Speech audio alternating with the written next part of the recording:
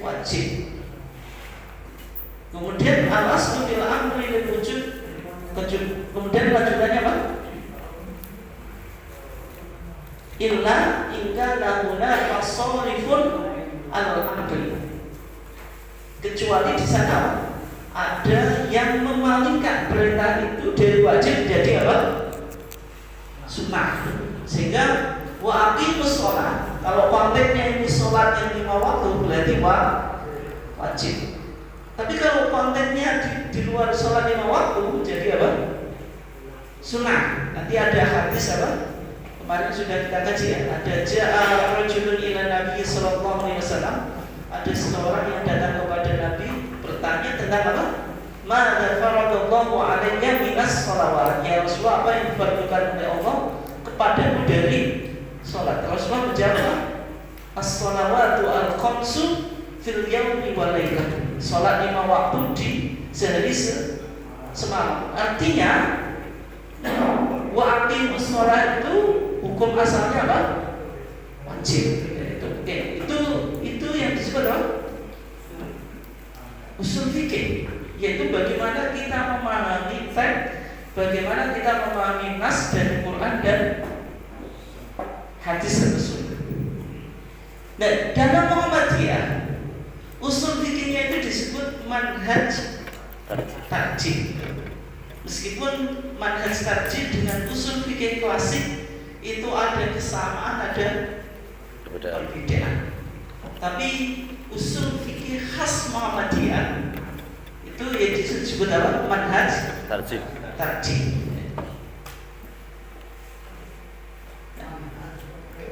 Oke, yang pertama kita coba kaji tentang definisi atau pengertian apa? Manhaj tarjih. Manhaj itu artinya metode atau at-thariq, atau dalam bahasa Arab apa? At-thariq al-wadih, jalan yang jelas. Dan menurut bahasa Arab sekarang yang disebut manhaj itu metodologi berpikir. Itu yang disebut apa? Manhaj. Misalnya manhaj tafkir, metodologi apa?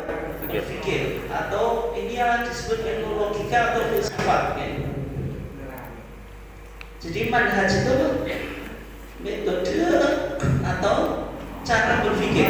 Dan setiap kelompok yang nanti memiliki manhaj sendiri. Teman-teman Salafi metodologi berpikirnya disebut dalam manhaj Salaf. Teman-teman NU manhaj apa?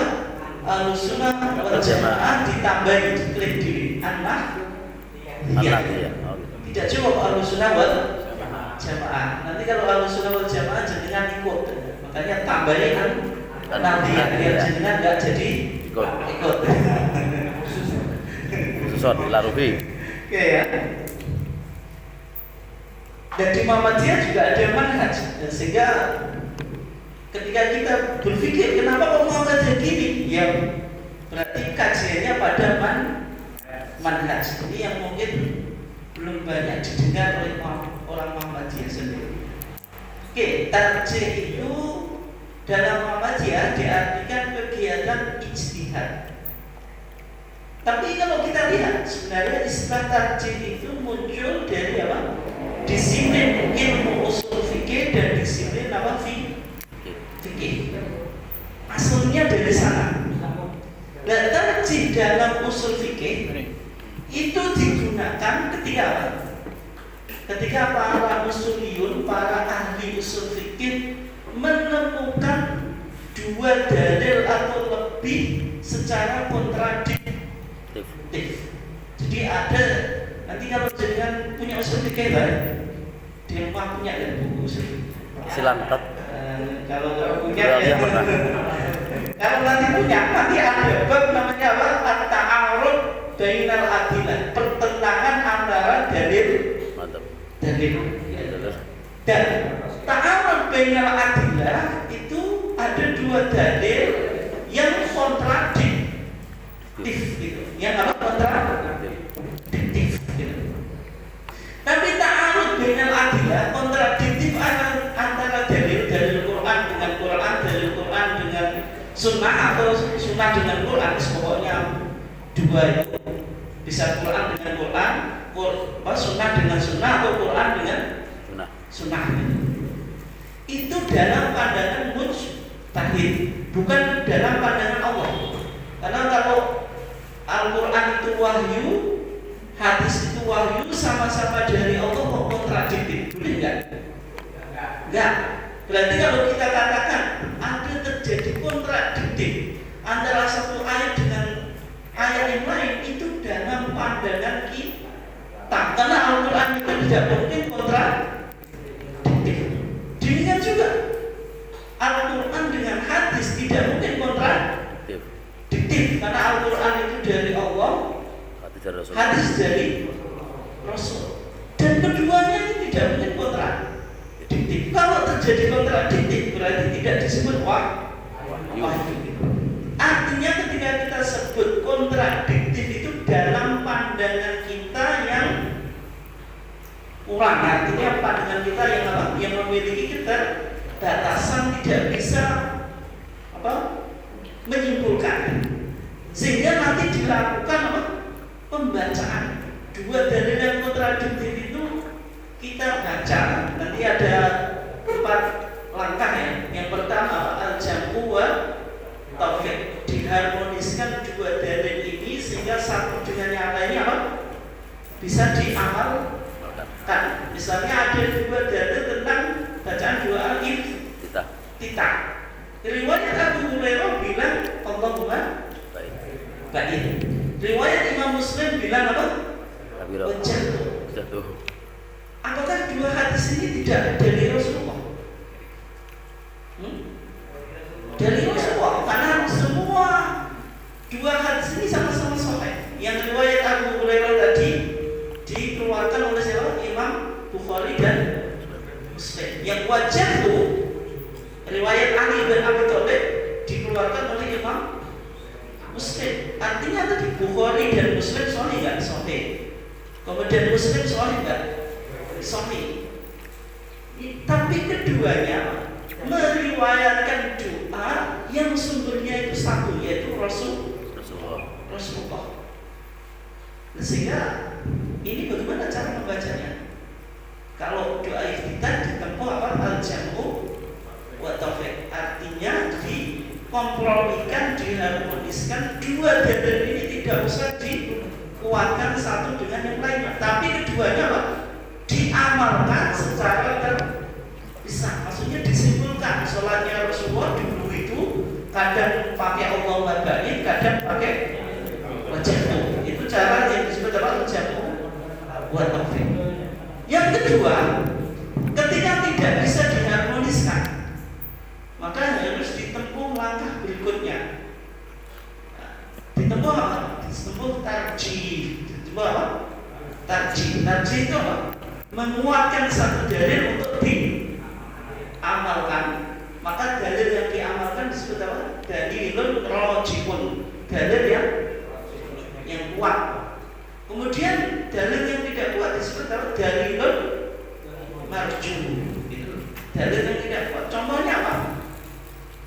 Misalnya kasus kunut ya. Ada riwayat Anas bin Malik tentang apa? Kunut.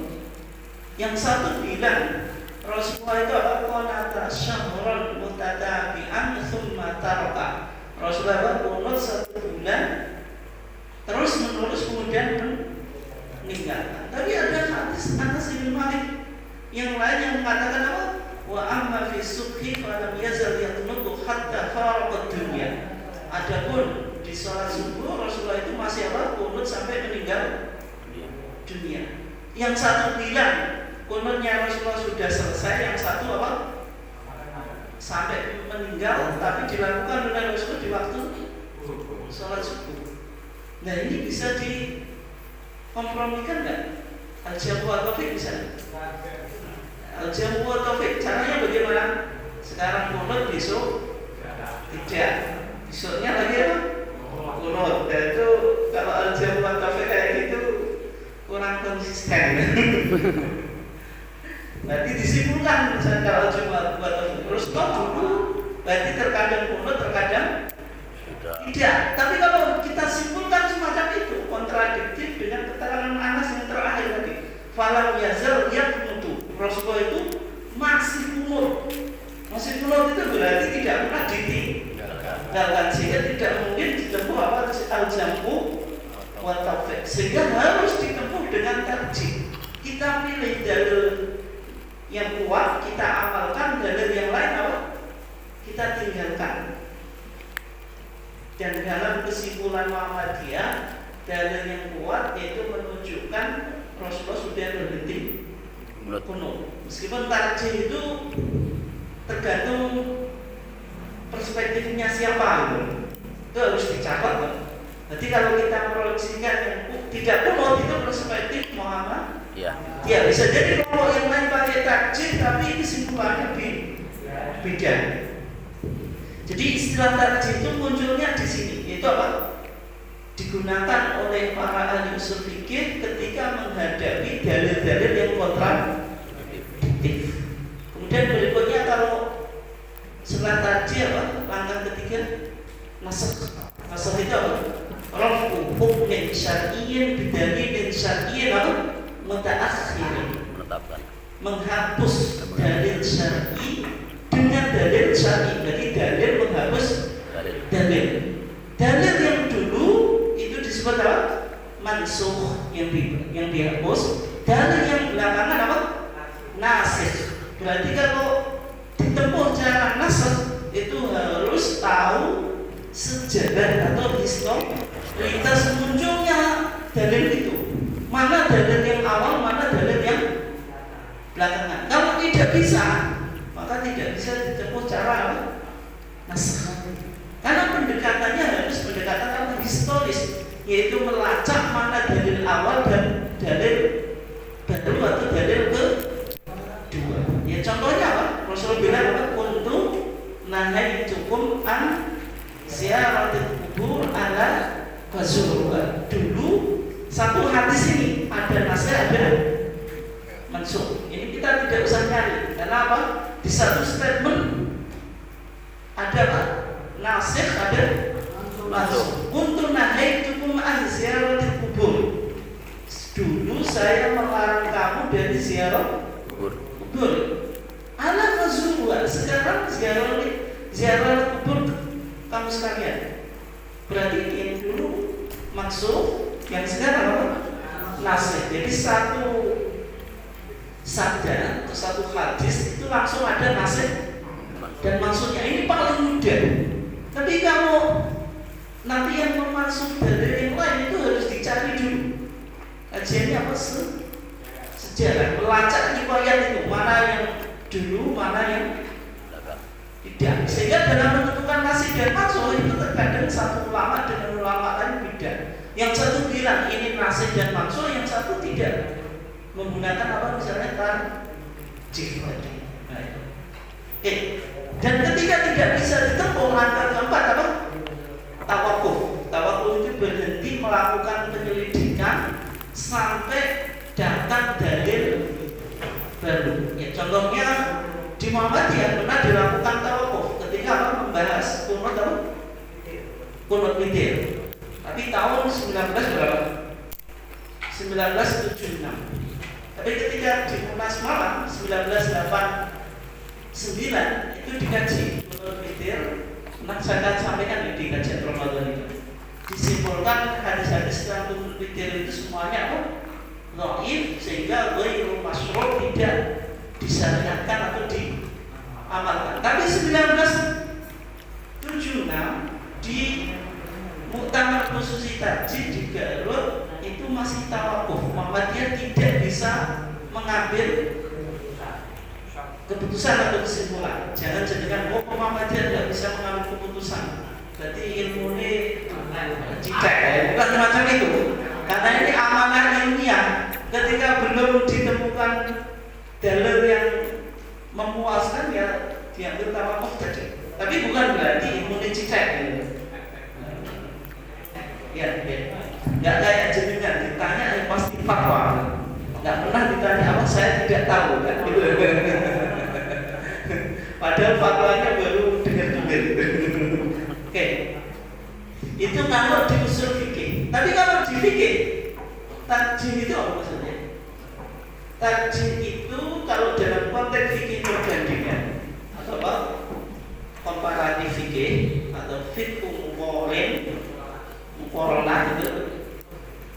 Tarjih itu adalah mengkaji pandangan mazhab-mazhab ini secara umum mazhab 4 itu. Itu apa? Hanafi, Maliki, Syafi'i dan Hambali. Itu dikaji dalilnya mana yang lebih kuat. Dan ini kesimpulannya itu ya tergantung ulamanya ya. Jadi tidak satu.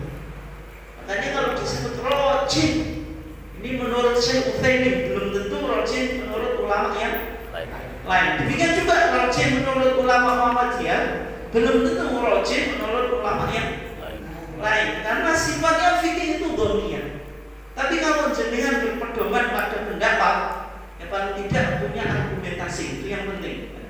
Tapi maka soal benar atau ini absolut kebenarannya tidak. Karena rata-rata masalah keagamaan itu apa? Dhoniyah. Masalah fikih itu apa?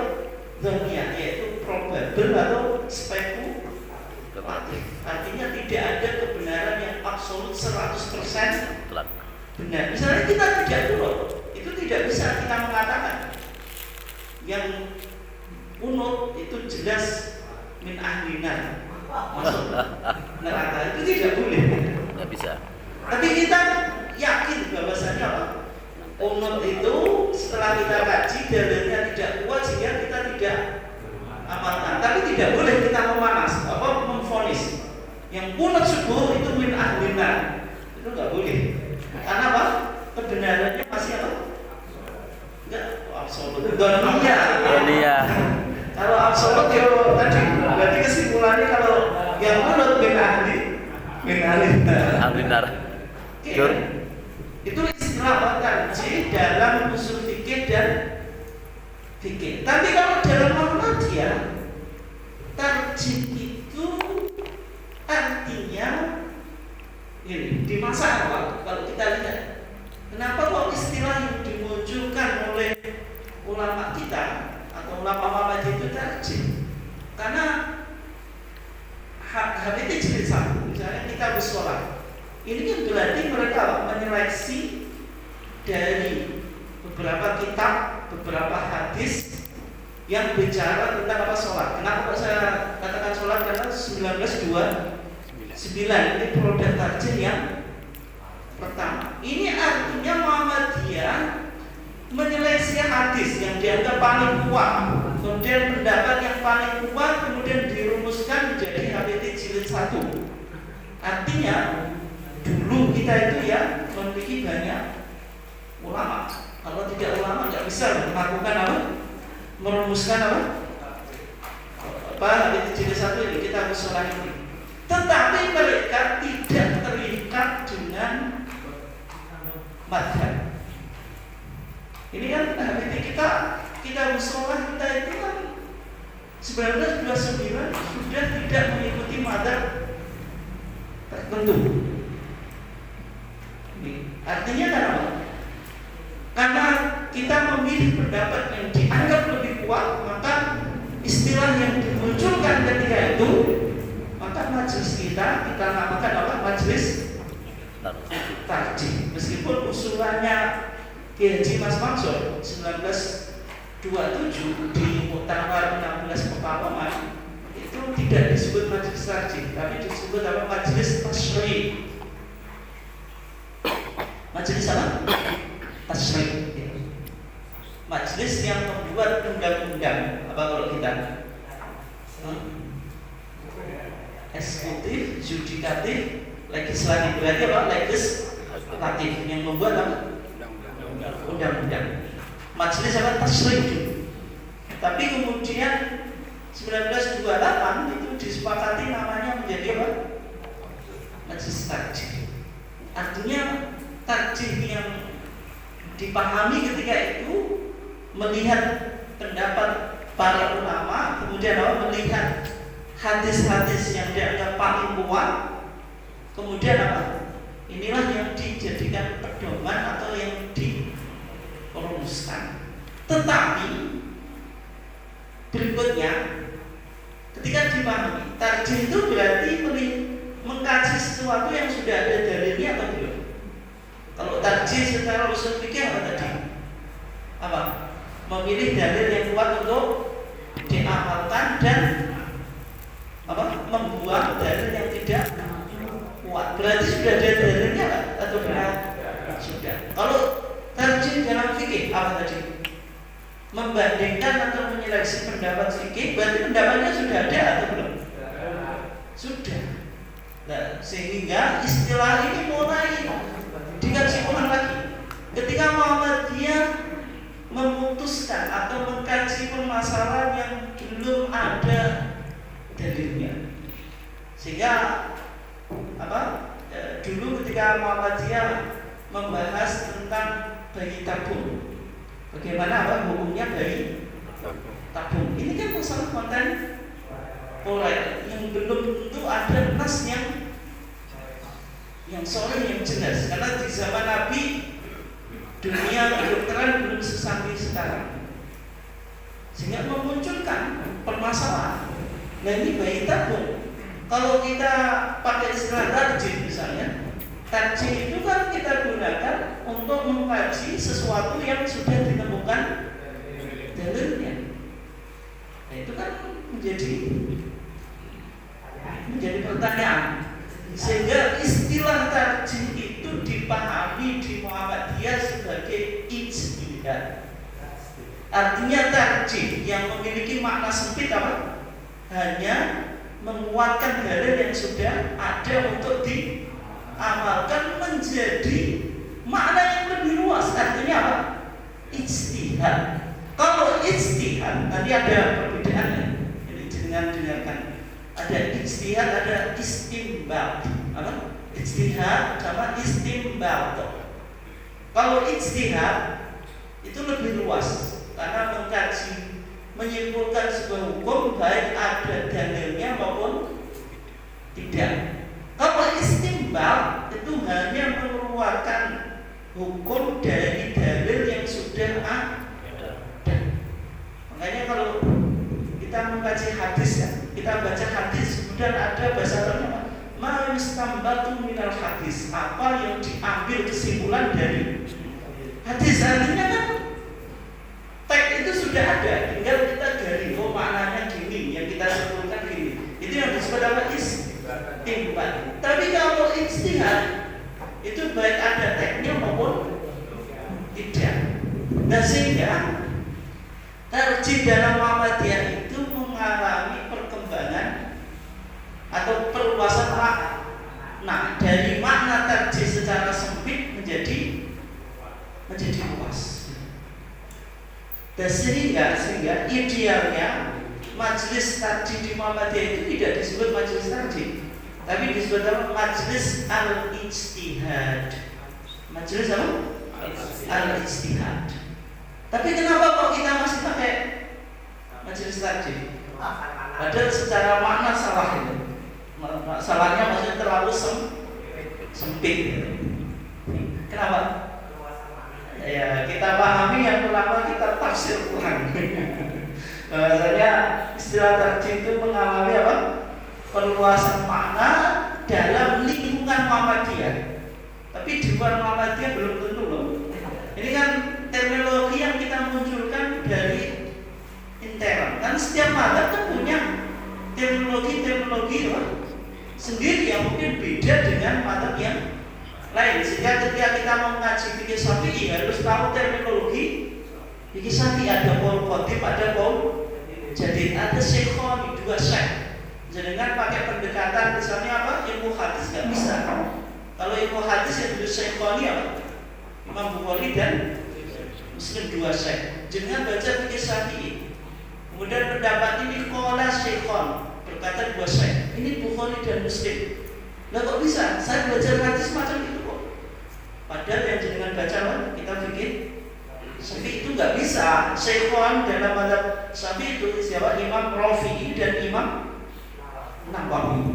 Artinya setiap mazhab itu punya teknologi sendiri, sehingga ketika Muhammadiyah memahami tarjih itu maknanya luas sama dengan ijtihad, nggak boleh disalahkan, nggak boleh salahkan. Oh, jenengan kritik, misalnya pakai nomor kritik Muhammadiyah. Takjih itu secara usul fikih dan fikih itu artinya sempit. Kok di Muhammadiyah setiap kegiatan istiadat disebut takjih? Kita kembalikan, ini terminologi yang khusus yang dipakai oleh orang Muhammadiyah. Oke. Itu istilah takjih. Kemudian yang kedua, untuk yang namanya organisasi kan perlu untuk mengabadikan terminologi yang digunakan oleh siapa? Founding Fathers kita, pendiri takjih ini. Ya, dulu bapak-bapak takjih kita pakai istilah apa? Takjih, ya, sehingga tetap dipertahankan. Hanya saja kalau konteks di era Profesor Syamsul Anwar ini kan majelis takjih dan tasdid. Dulu sebelum Profesor Syamsul Anwar di era Profesor Amin Abdullah itu majelis takjih dan pengembangan pemikiran Islam. Karena dulu Pak Amin Abdullah ini dituduh liberal gitu. Karena beliau kan dosen apa? Filsafat yang lebih dikembangkan pada apa? Pemikiran keislamannya, sehingga majelis takjih dan pengembangan pemikiran Islam ini sering diselewengkan. Majelis takjih dan pendangkalan atau pengembangan pemikiran Islam. Jadi pemikiran Islam ini dikembangkan pakai. Akhirnya semuanya relatif guling. Itu kan pemikiran apa? Guyonan. Itu memang ada dinamika di kalangan apa? Muhammadiyah. Sehingga ketika Profesor Syamsul Anwar ditunjuk menjadi majelis ketua majelis takjih, dirubah, tambahin tajdid, artinya mengembalikan pemikiran tajdid yang menjadi apa? Orientasi pemikiran Muhammadiyah. Dan kemudian manhaj tarjih itu apa? Ini yang terbaru loh. Kalau jenengan baca di bukunya Profesor Asmuni itu nggak ada. Ini bukunya ada, nanti di pokoknya yang punya internet tulis saja manhaj tarjih Profesor Syamsul Anwar. Yang Profesor Syamsul Anwar. Soalnya di internet itu ada manhaj tarjih dan pengembangan pemikiran Islam. Yang kedua, manhaj tarjih yang ditulis oleh Profesor Syamsul Anwar. Ini yang Profesor Syamsul Anwar yang saya pakai acuan. Nanti jenengan punya buku manhaj tarjih dan metode dan aplikasinya yang ditulis oleh Profesor Asmuni itu beda. Ini maksudnya ada kesamaan tapi ada apa? Bedaan. Artinya kajian kita yang saya jadikan acuan ini yang ditulis oleh Profesor Syamsul Anwar manhaj tarjih yang dulu disampaikan di Muktamar Tarjih di Makassar tahun 2018. Oke. Apa yang disebut manhaj tarjih? Suatu sistem yang memuat seperangkat wawasan. Wawasan itu isinya semangat atau spirit atau perspektif. Ini yang pertama. Ini jenengan ingat-ingat nanti mudah. Apa tadi isinya wawasan yang pertama. Yang kedua sumber. Ini sumber hukum di dalam apa? Muhammadiyah. Misalnya ada apa? Quran, hadis, sunnah. Yang ketiga apa? Ijma, qiyas. Ini banyak orang Muhammadiyah nggak tahu juga. Saya sering guyonan ya. Muhammadiyah pakai qiyas dan ijma atau tidak? Tidak, saja. Muhammadiyah itu hanya Quran dan hadis saja. Ya memang di Muhammadiyah sumber hukum yang primer itu ya Quran dan sunnah. Tapi ada metode, sebagian ulama Muhammadiyah bilang metode sebagian sumber hukum yang kedua. Sumber hukum yang kedua itu kan tidak berdiri sendiri. Namanya ijma dan qiyas itu pasti menguatkan Quran dan sunnah, sehingga ijma itu harus ada mustanad. Mustanad itu apa? Sanadnya. Tidak mungkin ijma itu tanpa ada dalil dari Al-Quran dan sunnah. Qiyas juga harus ada dalilnya. Tapi dalilnya apa? Dalilnya apa? Qiyas itu apa? Menganalogikan suatu kasus yang tidak apa? Tercantum dalilnya secara tekstual dengan dalilnya secara tekstual, artinya ada pokok, ada cabang. Bisa dipahami kan? Pokok itu yang harus ada dalilnya dari Quran dan Sunnah. Cabang itu yang tidak. Misalnya bagaimana hukumnya minuman keras sekarang? Toa memabukkan ya, yakin ya? Toa ya. Toa itu dalilnya mana? Kalau kita simpulkan apa? Memabukkan.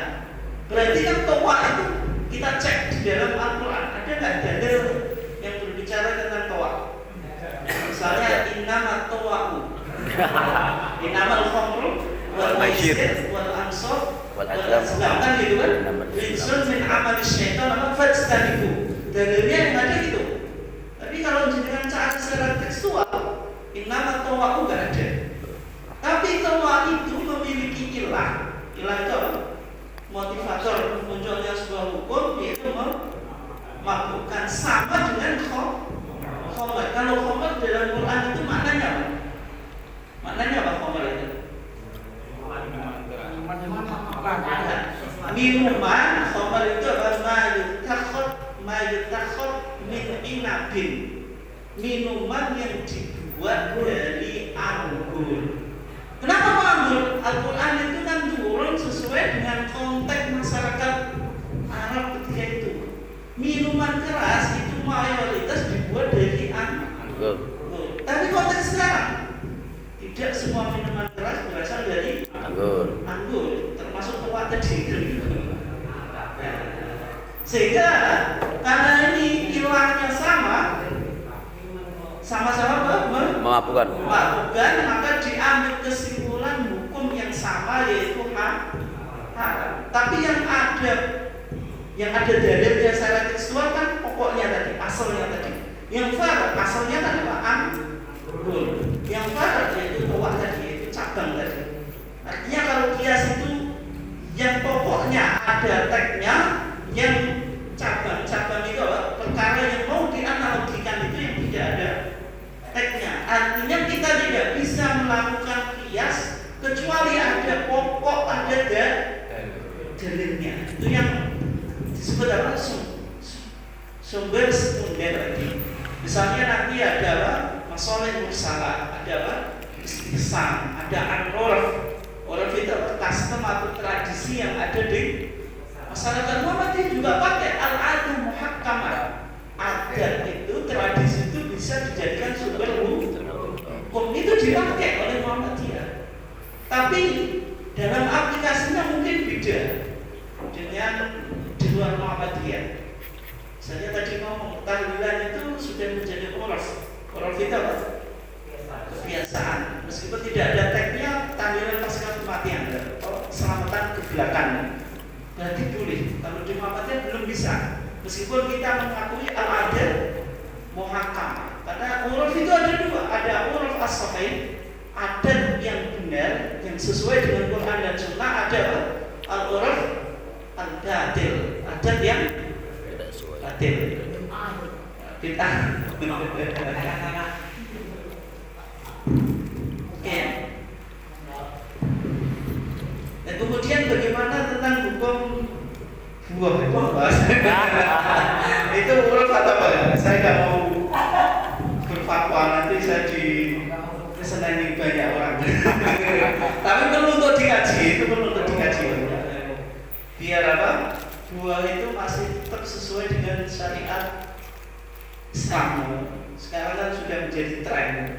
Tapi kan perlu kaji itu kan, dalam melakukan kajian itu semangat. Kalau resikonya gede wong.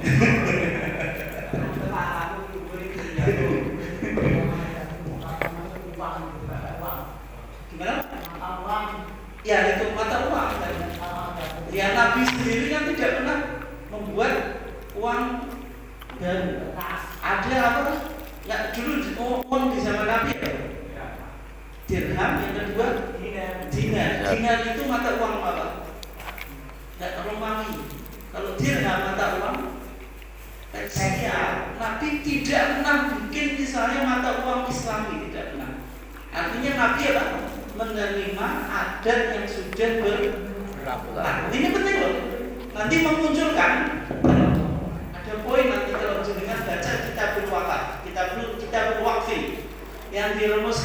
Muhammadiyah tahun berapa? Tadi saya lupa. Kitab wakaf itu Muktamar ke-32 Purwokerto 1953. Di sini sudah ada konsep wakaf tunai 1953. Muhammadiyah sudah berpikir tentang wakaf tunai. Wakaf tunai itu apa? Wakaf pakai uang itu. Secara umum kan wakaf benda. Misalnya kita pembebasan tanah, itu wakafnya jenengan mengumpulkan uang untuk beli tanah atau uangnya saja yang dikumpulkan. Kan uang itu cuma sarana loh, pembebasan tanah. Intinya kan wakafnya tanah. Tapi tidak pernah kita misalnya pengumpulan uang untuk wakaf. Pernah nggak?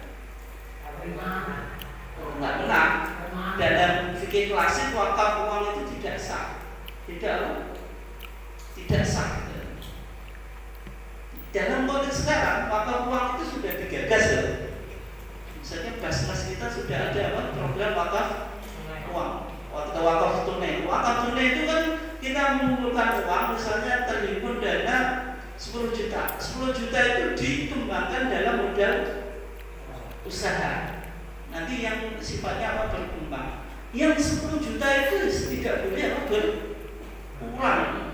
Nanti kalau usahanya semakin besar, bisa nanti dinaikkan 15 juta dan seterusnya.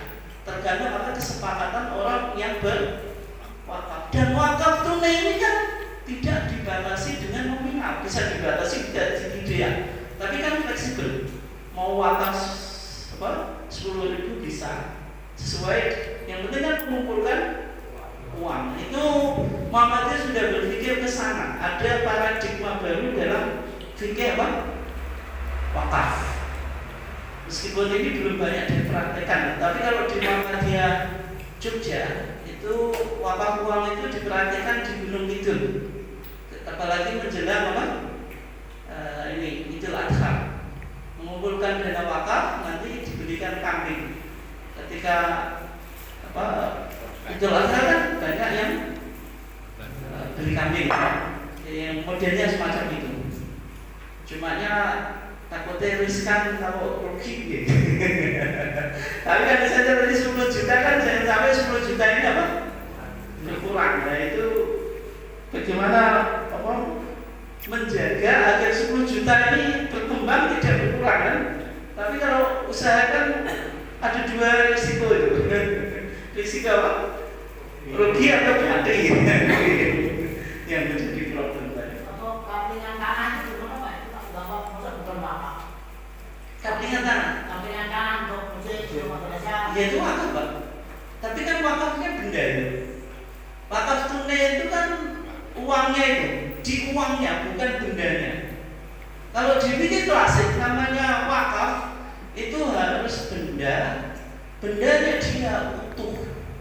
Kalau uang itu kan metode pembayaran, itu alat pembayaran. Sehingga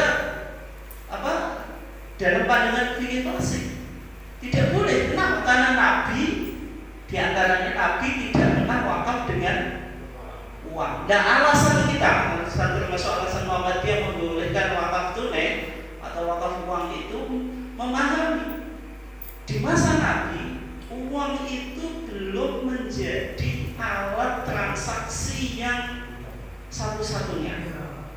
Nabi sendiri uangnya masih pakai uang dinar dan dirham. Dinar dari Romawi, dirham dari Persia. Nabi belum berpikir membuat uang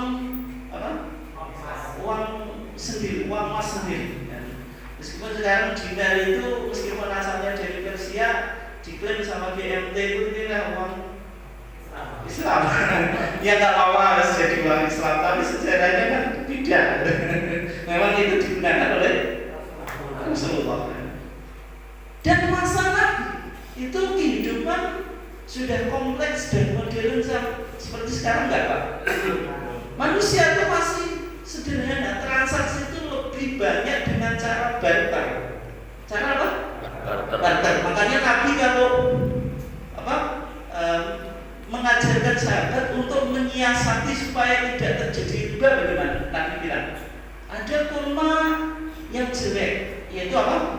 2 kilo taruhlah. Ada kurma yang baik 1 kilo. Nabi cara mengajarkan ketika supaya tidak terjadi riba bagaimana? Nabi cara mengajarkannya dulu pada sahabat. Transaksi barter ini loh. Caranya bagaimana? Kurma dengan kurma itu berlaku riba enggak? Enggak. Kurma dengan kurma itu berlaku riba atau tidak? Tidak. Beras dengan beras riba enggak? Tidak. Hah? Enggak, jadikan beras 1 kilo jadikan tukar beras 2 kilo karena yang 1 kilo baik, yang 2 kilo jelek. Itu berlaku riba enggak? Tidak.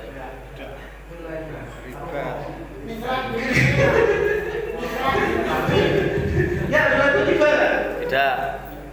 Berlaku. Kenapa? Makanan kok pokok. Nah, cara supaya tidak berlaku riba apa? Tadi kurma dengan kurma kan berlaku riba. Caranya bagaimana? Barter dan yang lain. Jangan langsung dibarter. Yang kurma jelek yang 2 kilo tadi atau beras yang 2 kilo tadi dijual dulu, baru dibelikan yang baik. Tapi ketika langsung ditukar riba. Artinya transaksi di zaman Nabi itu kan tidak selalu pakai uang, sehingga Nabi belum memunculkan wakaf tunai itu diantara alasannya. Artinya fikih itu kan berkembang sesuai dengan konteks zaman. Termasuk yang namanya jual beli itu harus ijab dan qabul. Itu pakai syafahiyah, pakai apa? Ucapan. Sehingga fikih klasik dulu kalau tidak ijab dan qabul itu tidak sah. Tapi kalau jenengan konsisten pada fikih klasik hidup di zaman sekarang, susah Pak. ATM iya jenengan ada ijab qabul. Masa ijab qabul sama ATM. Saya ambil hukumnya ya. ATM ini tidak nyambung kan gitu. Ya. Ya, jual beli pakai Shopee. Pakai apa? Pakai Tokopedia macam-macam. Iya. Sekarang lebih pada tulisan dan itu. Nah, itu kan artinya ada apa? Pembaruan. Oke, kembali ke sini tadi. Tadi kan ada wawasan, semangat atau perspektif, kemudian yang kedua sumber, kemudian yang ketiga pendekatan. Nanti pendekatan ini ada 3, bayani apa? Irfani dan burhani. Kemudian prosedur teknis atau metode. Ini yang saya bahas di grup itu. Ada asumsi integralistik, ada asumsi hierarkis. Bahwasanya norma itu apa? Berjenjang. Ini penting Muhammad itu dalam memahami hukum, tidak langsung vonis ini halal ini haram, tapi dicari dulu. Ada nilai dasar, basic values, kemudian prinsip-prinsip umum, general principles atau al-usul al-kulliyah, baru bicara halal dan haram. Ini yang paling dipahami, sehingga hukum itu ada nilai-nilai filosofis yang dijadikan basis atau dasar. Tidak sekedar apa? Mengeluarkan hukum ini halal dan haram. Nanti ini wajib ternyata berpotensi pada apa? Membahayakan jiwa. Misalnya pandemi kemarin banyak fatwa. Pokoknya tak sampai gak rapat. Ini jangan aja mengikuti setan tadi. Nah, itu kan fatwa betul. Tapi ada prinsip agama, nilai dasar keagamaan ini kamu apa? Mudah. Ini kan banyak yang tidak dipahami oleh masyarakat atau mungkin fatwa-fatwa yang pertimbangannya terlalu tekstual dan cepat, sehingga menjalankan syariat tapi berpotensi apa? Membahayakan jiwa. Oke. Ini artinya manistarji itu komponennya ada 4: wawasan, sumber, pendekatan, prosedur teknis atau metode. Ini jenengan ingat-ingat. Kemudian semangat, sumber hukum, pendekatan prosedur teknis. Habis ini langsung latihan aplikasi, menganalisa masalah dengan metode ini, metodologi ini. Tadi buah. Kagak baru. Gua kagak baru. Oke, kalau kita lihat perbandingan di NU 1926 itu ada Basul Masail. Di Basul Masail itu sudah muncul sejak berdirinya NU. Dan sebelum berdirinya NU, Kiai Haji Mas Mansur itu sudah punya klub studi Islam dulu. Jadi Mas Mansur itu kan backgroundnya juga dari kaum tua, tapi beliau kemudian terpengaruh oleh pemikiran pembaruan, termasuk apa? Simpati pada pemikiran Bayi Ahmad Dahlan. Di Surabaya Mas Mansur itu sudah melakukan forum-forum ini, dulu namanya studi klub. Nanti melahirkan apa? Basul Masail. Sebenarnya Basul Masail itu juga yang menggagas kelompok-kelompok ini, termasuk Mas Mansur itu yang kemudian menjadi apa? Satu kawannya Muhammadiyah. Kata siapa? Bayi Ahmad Dahlan. Basul Masail itu sudah 1926, lebih tua daripada Majelis Tarjih. Majelis Tarjih produk utama kan 1929. Tapi manhajnya baru dirumuskan itu 1996. Tapi sebenarnya 1992 itu sudah dibahas. Tapi secara lebih lengkap 1996. Disebut apa? Sistem pengambilan keputusan hukum. Di NU lebih banyak digunakan kata istinbat daripada ijtihad. Kenapa kok istinbat? Karena NU itu kan taklid.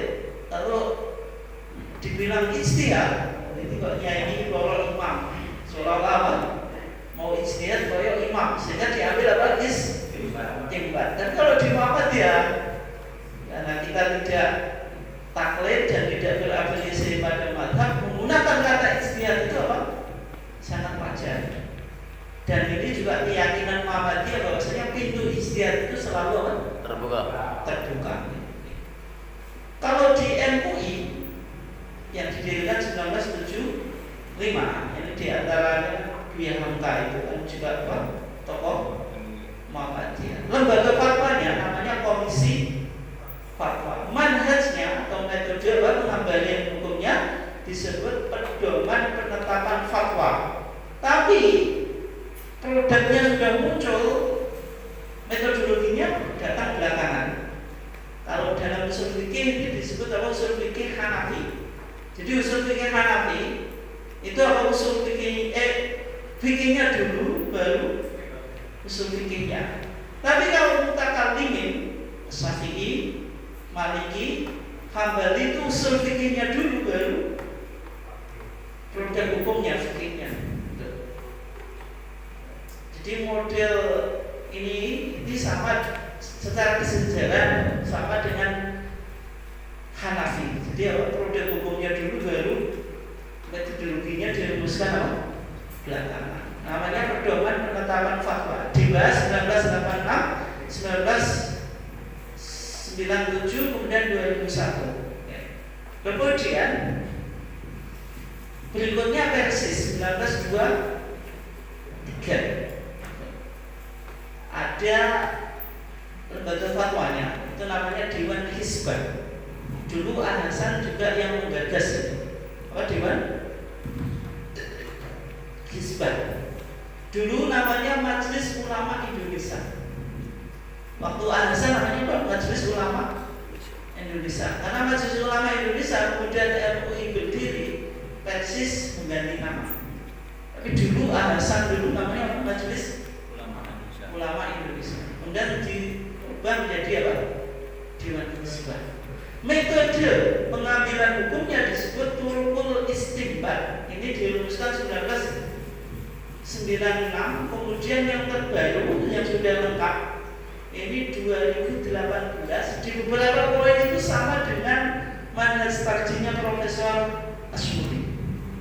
Redaksinya itu mirip sekali. kemungkinan ini dugaan saya yang merumuskan dulu itu mengacu pada bukunya Profesor Asmuni. Saya punya bukunya Turukul Istinbat Persis. Ya, termasuk meskipun secara umum sama Persis dengan Muhammadiyah itu terkadang ada perbedaan. Kalau Persis misalnya apa? Innama hurimat alaikumul maitatu wad-damu wa lahmul khinzir dan seterusnya itu. Kalau sudah inama, berarti yang haram di Quran, inama itu kan huruf membatasi atau lil hasr. Berarti yang haram itu yang 4 saja. Bangkai, darah, daging babi dan apa yang disembelih bukan karena Allah. Kemudian ada hadis, misalnya apa? Rasulullah melarang apa? Kullu dinatin minas sibah. Setiap yang punya apa? Siok dari binatang buas. Wa kullu diniklatin minat toir. Setiap apa? Yang punya cakar dari burung. Kalau alasan ini tidak haram, tapi hanya sekedar makruh. Kemudian kodok itu haram atau halal? Halal lah. Ular itu halal. Jadi kalau tidak percaya baca soal Jawa Hasan.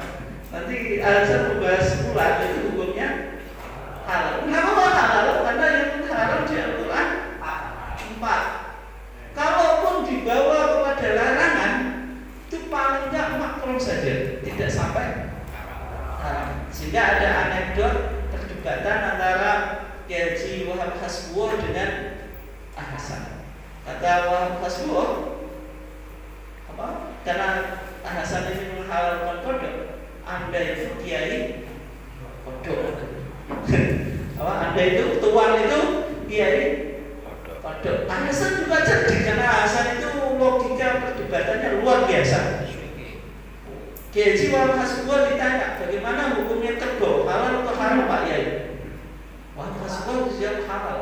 Kalau gitu Anda kiai kerbau. Artinya kiai bodoh. Kalau saya kiai kodok tidak apa-apa, tapi Anda kiai bodoh. Oke. Dan Bangsul Masail ini saya punya bukunya, Pak Iman Masud juga punya. Tapi yang terbaru sampai 2015 namanya Ahkamul Fuqaha. Bahasa Indonesianya ada bahasa namanya. Tapi judul Arabnya apa? Ahkamul Fuqaha sendiri.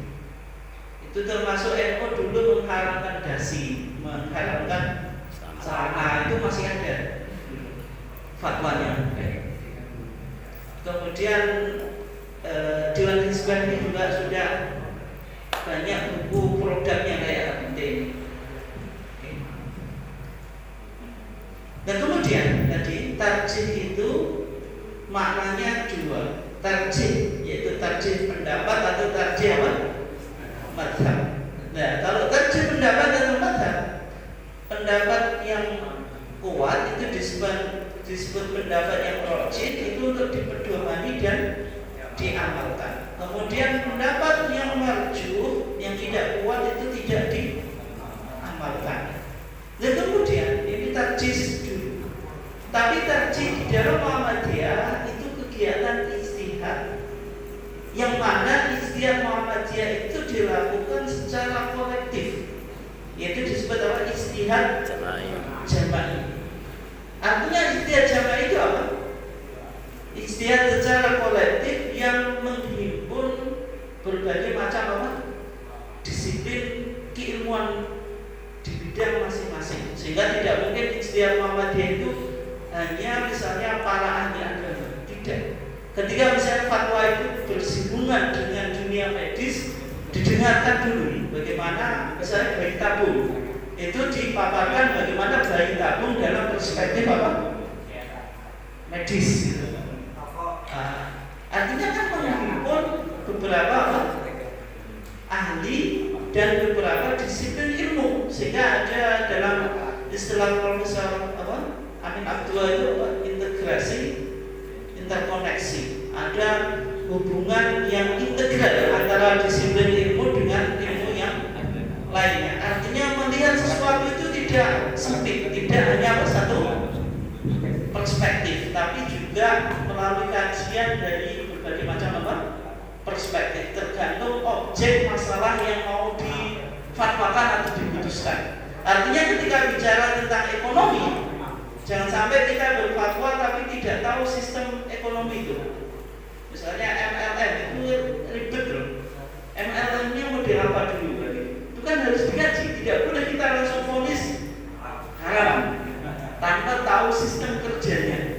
Itu fatwa itu semacam itu. Oke.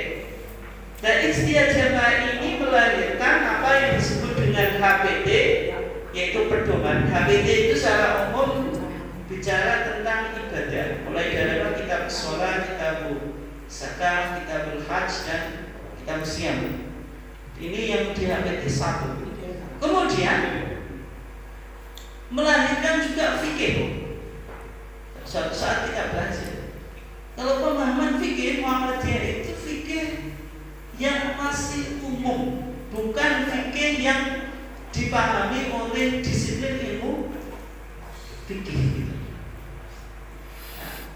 Fikih dalam masa Nabi itu apa?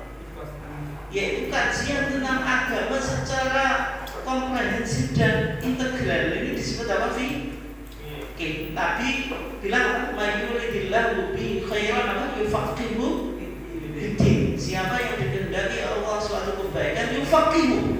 Niscaya dia apa? Fakihkan dia. Fiddin dalam masalah agama. Apakah ini dalam masalah hukum? Tidak. Tapi apa? Baik akidah, baik Quran, baik tafsir, baik hadis, semua disiplin ilmu agama itu disebut apa? Fikih dalam masalah Nabi.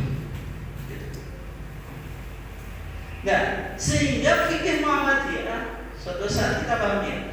Fikih di sini adalah pemahaman agama yang lebih komprehensif, tidak hanya fokus pada hukum yuridis atau hukum formal. Contohnya, yang dengan lihat di HPT 3 nanti ada fikih air. Fikih apa?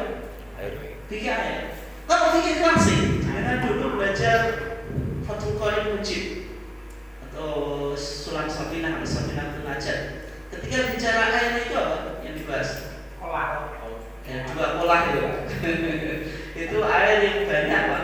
Air yang lebih dari 2 kolah. Yang kurang dari 2 kolah itu alma al-qalil, air yang sedikit. Kemudian ada apa? Air itu thahirun mutahhirun, suci dan mensucikan. Itu apa? Air mutlak. Thahirun ghairu mutahhirin, ya. Suci tapi tidak mensucikan. Jadi kalau es kopi gitu. Kemudian alma mustakmal, air yang sudah dipakai. Alma al-musyammas, air yang terkena sengatan matahari. Ini pemahaman fikih klasik. Air itu hanya dihubungkan pada aspek ritual. Padahal dalam kehidupan kita, air itu digunakan untuk apa saja? Sembarang, tidak hanya tadi aspek ritual. Sehingga kajian fikih di Muhammadiyah tidak hanya fikih, tidak hanya air dilihat sebagai media bersuci atau toharoh sebagai alat mandi dan wudu, tapi lebih luas. Bagaimana kita memaksimalkan penggunaan air dalam konteks modern ini? Bagaimana supaya tidak terjadinya banjir? Ini kan perlu apa? Perumusan pemahaman yang didekati dengan aspek teologis atau agama. Secara umum kan terpisah. Pokoknya kalau fikih itu bahas air sebagai media bersuci, kemudian ilmu apa yang bicara tentang air? Ilmunya apa? Disiplin ilmunya. Makanya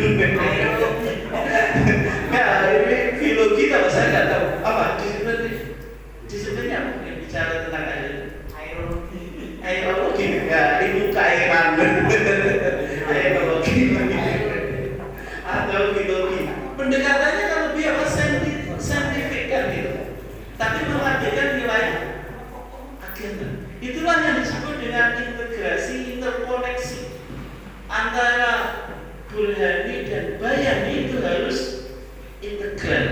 Itu Bayani dan Burhani. Selama ini kan kalau air dilihat sebagai media bersuci kajian fikih. Kalau air sebagai kehidupan, kemudian apa? Biar air ini tidak terjadi banjir, itu kan dibahas di ilmu biologi ya.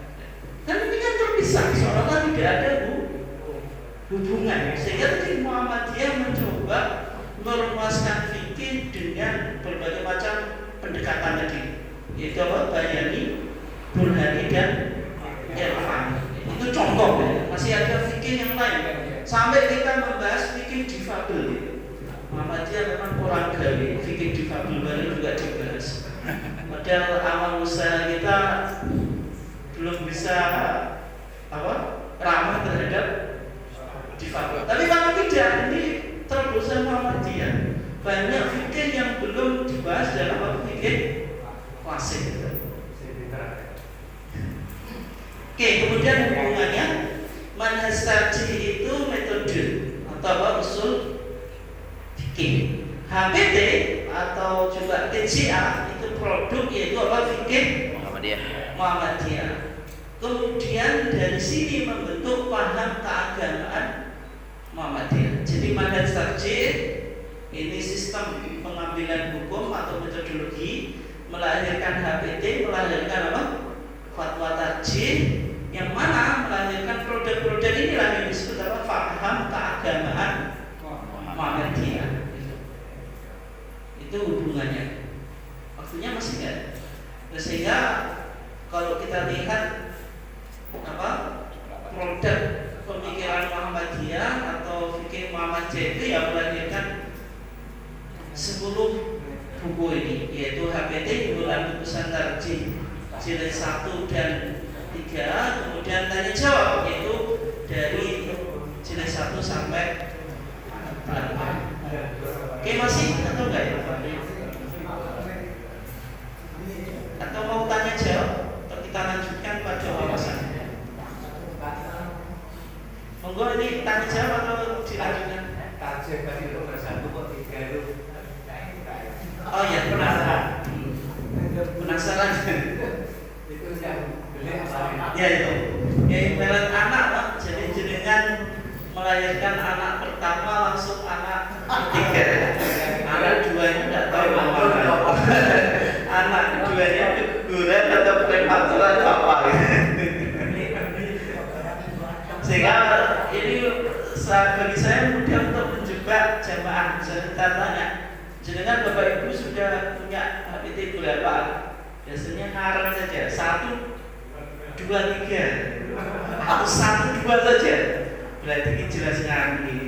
Ustaznya kayak dibidui. Nah, kenapa kok yang diterbitkan oleh PP itu jilid 1, kemudian jilid 1 yang kayak ini, atau yang cetakan ini semua isinya sama? Isinya sama, hanya mungkin halamannya yang sedikit berbeda. Kemudian yang ini jilid 3. Nah, jilid 3 itu mulai dari Munas tahun 2003 di Padang sampai 2000 ada 4 Munas ya ini.